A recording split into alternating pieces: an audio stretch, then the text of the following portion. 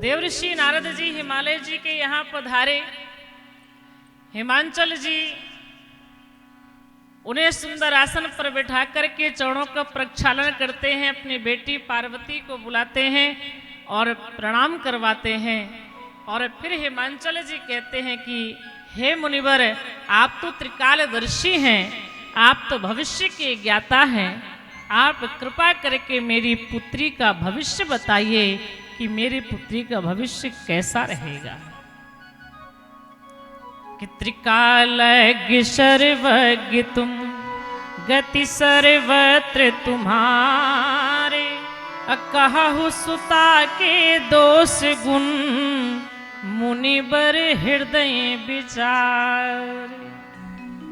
आप मेरी बेटी के दोष और गुण बताइए, इसके जीवन में कितने जो है अच्छाइयाँ रहेंगी, कितनी बुराइयाँ रहेंगी, क्या क्या दोष हैं, क्या क्या गुण हैं, क्या सुख है, क्या दुख है, इसका परिवार कैसा रहेगा, आप मुझे इसके बारे में बताइए। ध्यान रखिए, यह केवल हिमांचल जी ही नहीं पूछ रहे हैं, ये हर माता पिता के अंदर ये प्रश्न रहता है कि हमारे संतान का भविष्य कैसा रहेगा। रहता है कि नहीं? हर माता पिता यही सोचते कि मेरी बेटी का भविष्य क्या होगा, ये आगे चल करके पढ़ाई लिखाई करके क्या बनेगी, इसका कैसा परिवार होगा, इसके जीवन में क्या क्या संघर्ष रहेंगे, क्या क्या खुशियां रहेंगी। ये हर माता पिता की ये सोच है, हर माता पिता का ये प्रश्न है। हिमांचल जी महाराज पूछ रहे हैं, आप बताइए। और अगर नारद जी जैसा ज्योतिषी मिल जाए तब तो हर पिता घबरा जाएंगे। नारद जी क्या कहते हैं कि कह मुनि बिहसि गूढ़े मृदुबानी, कह मुनि बिहसि गूढ़े मृदुबानी, तुम्हारे सकल गुण खानी, सुता तुम्हारे सकल गुण खानी, सब लक्षण संपन्न कुमारी, सब लक्षण संपन्न कुमारी, हुई है संतति पियहि पियारी, हुई है संतति पियहि पियारी, सदाय चले यही करे यही बाता, सदाया चले यही करे यही बाता, यही तेज सुपई है ही पितु माता, यही बीज से पे है ही पितु माता, यही तेज सुपई है ही पितु माता। यही बीज से पे है ही पितु माता। देवऋषि नारद जी बड़ी ही गूढ़ वाणी कहते हैं।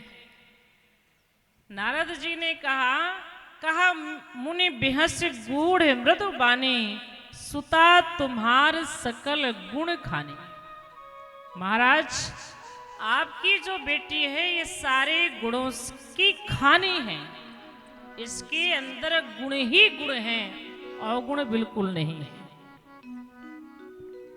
सदा अचल यही कर यही बाता, इसका अहिबात सुहाग अचल रहेगा। सारे लक्षणों से संपन्न है, शैल सुलक्षण सुता तुम्हारी, सारे लक्षण सुंदर लक्षण आपकी कन्या के अंदर विद्यमान हैं। इसका नाम लेकर के संसार की नारियां जो हैं पातिव्रत धर्म का पालन करेंगी। यानी पातिव्रत धर्म कैसा होता है, यह हम आप सब लोग देवी पार्वती जी से सीखें। उन्हीं से अच्छा कोई सिखाने वाला नहीं है। आप देखिए, पत्नी का कर्तव्य क्या है, ये पार्वती जी बहुत बढ़िया हम आपको बता रही हैं। भगवान शंकर जैसे जिसके पति हो, ना घर है ना द्वार है, ना सोने चांदी का आभूषण है, कुछ नहीं है, फिर भी पार्वती जी कितना खुश रहती हैं। मानो इससे वो बता रही हैं कि अगर तुम्हारे पति के पास में महल नहीं है, आभूषण नहीं है, बैंक बैलेंस नहीं है, तो भी आप लोग खुश रहिए, पति से गुस्सा मत करिए। हैं? फिर भी आप अपने धर्म पर अडिग रहिए, पति की प्रेम से सेवा करिए, उनकी बात को मानिए। ये पार्वती जी हम आपको बता रही हैं, अगर उनका चरित्र हम पढ़ लेंगे, उनके जीवन को हम समझ जाएंगे, तो फिर हम भी अपने धर्म को बड़ी सहजता से पार कर सकते हैं। मतलब उसे धर्म के रास्ते पर चल करके अपने गंतव्य को प्राप्त कर सकते हैं। तो नारद जी कहते हैं, यही कर नाम सुमिर संसारा, त्रिय चढ़ यही पतिव्रत असधारा। इनका नाम लेकर के पतिव्रता नारी अपने पतिव्रत धर्म का पालन करेंगी। सारे सुंदर लक्षण आपकी कन्या के अंदर हैं और धन्य है आपकी कन्या। क्यों?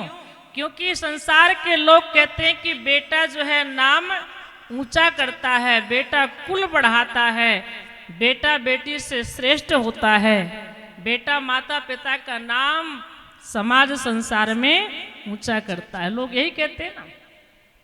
इसलिए जब बेटी हो जाती है तो फिर बेटा का इंतजार किया जाता है, बेटा भी हो जाए। और पहले बेटा अगर हो जाए तो बेटी के इंतजार नहीं किया जाता। बेटा तो है, क्या करना है बेटी, बेटा की ज्यादा चाह रहती है, बेटी की कम रहती है। ये घर घर की बात है, हर जगह मानसिकता बनी रहती है। भले घर में 2 बेटियां हैं, लेकिन जब तक बेटा नहीं होगा तब तक माता पिता को शांति नहीं रहती है। हमारा कुल कैसे बढ़ेगा, हमारा नाम ऊंचा कौन करेगा, है कि नहीं है। लेकिन ध्यान रखिए, पार्वती जी की कथा हम आपको सिखा रही है। नारद जी कहते हैं कि आपकी जो बेटी है, ये जानते हैं क्या करेगी? शैल सुलक्षण सुता तुम्हारी, आपकी कन्या सारे सुंदर लक्षणों से संपन्न है। यही ते जसु पहि पितु माता, ध्यान रखिए, यही ते जसु पहि पितु माता। आप लोगों को जो यश की प्राप्ति होगी, जो आप लोगों को सुंदर कीर्ति मिलेगी समाज संसार में, आप लोगों को जो नाम ऊंचा होगा, आप जो जाने जाएंगे पूरे संसार में, तो किनके कारण? बेटा के कारण नहीं, बल्कि बेटी पार्वती के कारण ही आप संसार में जाने जाएंगे। यही ते जसु पहि पितु माता, आपकी बेटी ही आपका नाम रोशन करेगी। बेटा की बात मत करिए, बेटी नाम बढ़ाएगी। बात बिल्कुल सत्य है। पहले के जमाने की बात और थी, लेकिन अब वो जमाना नहीं रह गया है।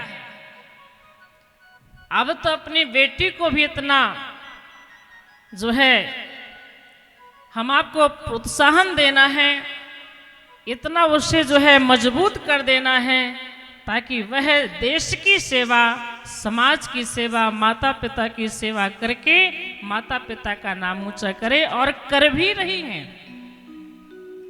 कितनी ऐसी हमारे भारत की बेटियां हैं जो बॉर्डर में जाकर के शत्रु के से लड़ने के लिए खड़ी हैं, कि हम भी हाथ में जो है अस्त्र शस्त्र लेकर के अपने देश की रक्षा करेंगे। बॉर्डर में कितनी जो है एरोप्लेन चला रही हैं, कितनी बेटियां जो हैं ट्रेन चला रही हैं। बहुत जितने संसार में काम है आजकल बेटियां भी कर रही हैं। इससे हम आपको ये सीखना चाहिए कि बेटी बेटा से कम नहीं है। परिवार का सहयोग, परिवार का प्रोत्साहन अगर बेटी को मिलता है तो वह भी देश की सेवा करती है, इसमें कोई संदेह नहीं। और इतिहास भी हमारे भरे पड़े हैं। आप देखिए रानी लक्ष्मीबाई को देखिए, उन्होंने अपने राष्ट्र की सेवा के लिए क्या क्या नहीं किया है। वो भी तो किसी की बेटी है, हाथ में तलवार लेकर के शत्रुओं से कितना युद्ध करती हैं। अपने देश की रक्षा के लिए उन्होंने अपना सर्वस्व बलिदान कर दिया। पति पुत्र सब कुछ उन्होंने छोड़ दिया, लेकिन देश की सेवा को नहीं छोड़ा। ये चले गए तो क्या हुआ, अभी मैं अपने देश में हूं, अपने देश की सेवा करूंगी। और इतिहास के पन्नों में आज वो अमर हैं, उनका नाम शाश्वत हो गया है। तो ध्यान रखिए, हम जगत में आए हैं तो केवल इसलिए नहीं आए हैं कि भोजन करें, शरीर को बढ़िया बनाएं, फिर बच्चे हो जाएं, फिर परिवार हो जाए, इसके बाद धीरे धीरे बुढ़ापा आ जाए और चले जाएं। इतना नहीं, इतना काम तो पशु पक्षी भी कर लेते हैं, जीव जंतु भी कर लेते हैं। उनके भी परिवार है, उनके घर द्वार नहीं, लेकिन फिर भी उनके बच्चे हैं, सब कुछ है, बच्चों को पाल लेते हैं। ये कोई बड़ा काम नहीं है। भगवान ने मनुष्य बना करके भेजा है तो कुछ अच्छा करके जाएं, ताकि हमारे जाने के बाद भी लोग कहें कि वो व्यक्ति कितना बढ़िया था, उसका कितना अच्छा पुरुषार्थ था, उसने देश के लिए, समाज के लिए कितना संघर्ष किया, धन्य है। तो आज भी ऐसे महापुरुषों का नाम लिया जाता है, और जो ऐसा कर्म करेगा तो हमेशा वह अमर हो जाएगा, हमेशा वह इतिहास के पन्नों में गुनगुनाया जाएगा, पढ़ा जाएगा, समझा जाएगा। इसलिए संसार में मनुष्य बन करके आए हैं तो कुछ अच्छा करके जाएं। पशु पक्षी जीव जंतु के तरह जीवन जी करके ना जाएं, चार दीवारों के अंदर कैद होकर के ना रहें, कुछ दिखाएं लोगों को कि हम भी कुछ कर सकते हैं। और अगर नहीं हम कर पाए, समय निकल गया, तो अपने बच्चों को शिक्षा दें, बेटी बेटा को शिक्षा दें। अपने लिए तो सब जीते हैं, अपने लिए सब जीते हैं, सब कमाते हैं। एक बार दूसरों के लिए जी करके देखें, राष्ट्र के लिए देखें, समाज के लिए जी करके देखें, उनके लिए कुछ करके देखें, तभी हमारे इस जीवन की सार्थकता है। तो इस प्रकार से देवर्षि नारद जी देवी पार्वती जी के बारे में कहते, यही ते जसु पई पितु माता, आप दोनों को, माता पिता को कन्या के माध्यम से इसकी प्राप्ति होगी। आप लोगों का नाम ऊंचा करेगी आपकी बेटी। बहुत सारे इनमें सुंदर गुण हैं, शैल सुलक्षण सुता तुम्हारी। बस इतना कहने के बाद मुनिवर ने कहा, थोड़ा सा और सुन लीजिए। क्या? एक और बात बताऊं कि इसमें थोड़ा सा अवगुण मुझे दिखाई दिया है। क्या अवगुण है? शैल सुलक्षण सुता तुम्हारी, सुनहु जेब अवगुण दुई चारी। ज्यादा अवगुण नहीं, बस दो चार अवगुण है। दो चार अवगुण कौन कौन है? तो नारद जी कहते हैं, इसको जो पति मिलेगा कुछ इस प्रकार का होगा। अगुण अमान मातु पितु हीना, उदासीन सब संशय छीना, जोगी जटिल अकाम मन नगन अमंगल बेश, अस स्वामी यही कहाँ मिलई परी हस्त असरेख। आपकी बेटी को जो पति मिलेगा तो कुछ इस प्रकार का होगा। कैसा? जोगी जटिल नगन अमंगल वेश, उसके न घर है न द्वार, कुछ नहीं है। एक पर्वत पर बैठने वाला, सर पे बिच्छू को लपेटने वाला, चिता की भस्म पूरे शरीर में लगा करके रखता है, सर्पों को गले में लपेट करके रखता है। ऐसा पति आपकी कन्या को मिलेगा। जटाओं का मुकुट है, उसमें भी सर्प है, माथे पर चंद्रमा है, हाथ में त्रिशूल है, डमरू है, अमंगल वेश, गले में मनुष्य की खोपड़ियों का माला है। उसके अंदर कोई गुण नहीं है, अगुण है, अमंगल वेश है, न उसके माता है न पिता है, बिल्कुल अनाथ। इतना सुन करके हिमांचल जी तो स्तब्ध रह गए, मैना जी की आंखों से आंसू निकल पड़े। पार्वती जी बगल में सुन करके प्रसन्न हो रही थी। धन्य हो गुरुदेव, आपने बहुत बढ़िया बताया, बस मैं ऐसा ही पति चाहती हूँ जैसा आप बता रहे हैं। क्यों? क्योंकि ये सारे के सारे लक्षण महादेव जी में हैं। और मैं महादेव जी को ही पति रूप में पाना चाहती हूँ। तो पार्वती जी तो प्रसन्न हैं, लेकिन उनके माता पिता बड़े चिंतित हो गए कि मेरी कन्या को ऐसा पति मिलेगा, इससे बढ़कर के कन्या का दुर्भाग्य और क्या हो सकता है। जिस कन्या को ऐसा पति मिला, ना माता पिता है, ना घर ना द्वार है, ना उसके अंदर कोई गुण है, कोई मंगल लक्षण नहीं है, इससे बढ़कर के उस कन्या का दुर्भाग्य और क्या हो सकता है महाराज। नारद जी ने कहा कि राजन, जो जो मैंने लक्षण गिनाए हैं वो तो बिल्कुल सही है, उसमें कोई संशोधन नहीं हो सकता है। ऐसा ही पति इनको मिलेगा। यद्यपि संसार में बहुत सारे वर कन्याएं हैं, लेकिन आपकी कन्या के भाग्य में ऐसा ही पति है। अब इतना महादेव जी के बारे में उन्होंने बताया, लेकिन स्पष्ट ये नहीं कहा कि महादेव ही पति रूप में मिलेंगे, बस लक्षण बस महादेव जी के बता देते हैं और कहते हैं कि आप चिंता न करिए, जो विधाता भाग्य में लिख देता है वही मिलता है। हम कितनी भी कोशिश करें, हमारे जो भाग्य में लिखा है हमें वही मिलेगा। कहा मुनीस हिमवंत सुन, जो विधि लिखा लेलार, देव दनुज नर नाग मुनि को न मेटन हार। जो माथे पर लिखा हुआ है उसे ना कोई देवता मिटा सकता है, ना दनुज मिटा सकता है, कोई नहीं मिटा सकता है। वह तो हमें स्वीकार करना ही पड़ेगा, चाहे हंस के स्वीकार करें, चाहे रो के स्वीकार करें। लेकिन राजा रानी तो बहुत ही दुखी हुए। देवर्षि नारद जी उनके दुख को देख करके उन्हें समझाने लगे, चिंता मत करो, जो जो मैंने यौगुण आपके सामने कहे हैं वो सारे के सारे यौगुण मुझे भगवान शंकर में दिखाई पड़ रहे हैं।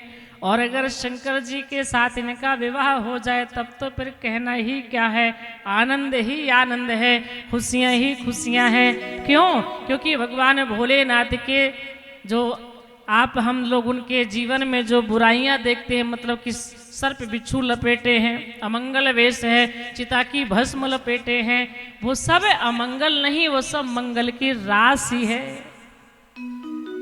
भगवान शंकर के लिए नारद जी कहते हैं कि जे जे बर के दोष बखाने, जी जी बर के दोष बखाने, ते सब शिव पहा मैं अनुमाने, ते सब शिव पाहु मैं अनुमाने। जो विवाह शंकर सन होई, जो विवाह शंकर सन होई, दो सौ गुण सम कह सब कोई, दो सौ गुण सम कहे सब कोई। जो वही सेज शयन हरि करहि, जो अहि सेज शयन हरि करहि, बुद्धि तिने कर कसु दोष न धरहि, बुद्धि तिने कर कहु दोष न धरहि। समरथ कहूँ नहीं दोष गुसाई, समरथ कहु नहीं दोष गुसाई, समरथ कहूँ नहीं दोष गुसाई, समरथ कहु नहीं दोष गुसाई। रवि पावक सुर सरी नाई, रवि पावक सुर सरी की नाई, रवि पावक सुर सरी नाई। रवि पावक सुर सरी की नाई। नारद बाबा कहते हैं, हे राजन, जे जे बर के दोष बखाने, ते सब शिव पह मैं अनुमाने। जो जो बर के मैंने दोष बताए हैं वो सब भगवान शंकर में हैं। तो जो विवाह शंकर सन होए, तो 200 गुण सम कह सब कोई। वो सारे के सारे गुण हैं, हमें दोष के रूप में दिखाई पड़ रहे हैं, लेकिन दोष नहीं है, वो सब गुण हैं, क्योंकि भगवान शंकर के पास में है।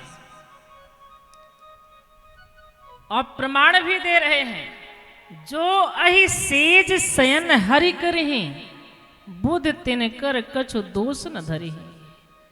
हम आप लोग पढ़ते हैं शास्त्रों में कि भगवान नारायण सर्प की सैया बना करके उसमें शयन करते हैं, सोते हैं ना सर्प की सैया, शेष नाग पर भगवान नारायण सोते हैं।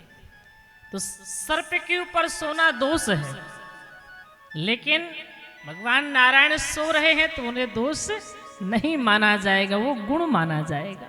क्योंकि समर्थ कहूँ नहीं दोष गुसाई, रवि पावक सुरक्षित की नाई। जो सामर्थ्यवान होता है उससे कोई दोष नहीं लगता है। आप कहेंगे कैसे, तो आप और देखिए।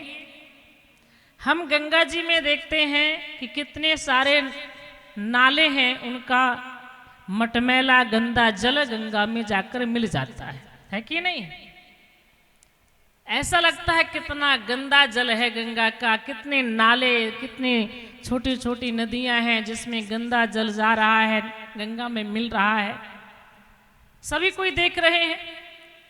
तो ये बताइए, तो क्या गंगा अपवित्र है? गंगा जी में नाले का पानी जा रहा तो क्या गंगा अपवित्र हो गई? नहीं हो सकती है। फिर भी हम गंगा की पूजा करते हैं, गंगा जल घर में लाते हैं। और हमारे यहाँ परंपरा है, किसी का स्वर्गवास होता है तो अस्थियां भी गंगा में ही विसर्जित करते हैं, क्योंकि गंगा पवित्र पावन है। तो इसी तरह से देख, गंगा में गंदा जल पानी मिल रहा है, लेकिन गंगा पवित्र नहीं हो सकती, क्योंकि वो सामर्थ्य है। इसी तरह से दूसरा प्रमाण आप देखिए, सूर्य भगवान जो है हर जगह इनका प्रकाश फैलता है, हर जगह है कि नहीं? चाहे अच्छी जगह हो, खराब जगह हो, कैसी भी जगह हो, सब जगह का रस सूर्य भगवान ले लेते हैं। अच्छी जगह का रस ले लेंगे, गंदी जगह का भी रस ले लेते हैं, सुखा देते हैं। तो आज तक किसी ने कहा कि ये सूर्य भगवान आप पवित्र हैं? अच्छी जगह का रस लेना तो ठीक है, लेकिन गंदी जगह का रस भी लेते हैं इसलिए आप पवित्र हैं? किसी ने कहा नहीं। अब आप पवित्र हुए? नहीं हुए। इसी तरह तीसरा प्रमाण देखिए, अग्नि को आप देखें, अग्नि में अच्छी वस्तुओं को डालते हैं तो जलते हैं। इससे अभी समय सबके घर घर हवन हो रहा है ना, तो आप अच्छी बढ़िया घी डालते हैं, गुड़ डालते हैं, तिल डालते हैं, जव डालते हैं, समी की लकड़ी डालते हैं, आम की लकड़ी डालते हैं, अच्छी वस्तुओं को डालते हैं ना।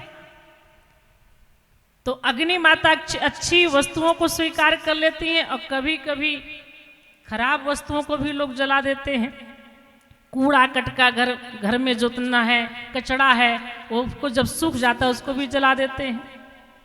तो अब क्या कहेंगे कि अग्नि जो है अच्छी वस्तुओं को जब जलाती है तो वह पवित्र है, और खराब को जलाती तो अपवित्र है क्या? है?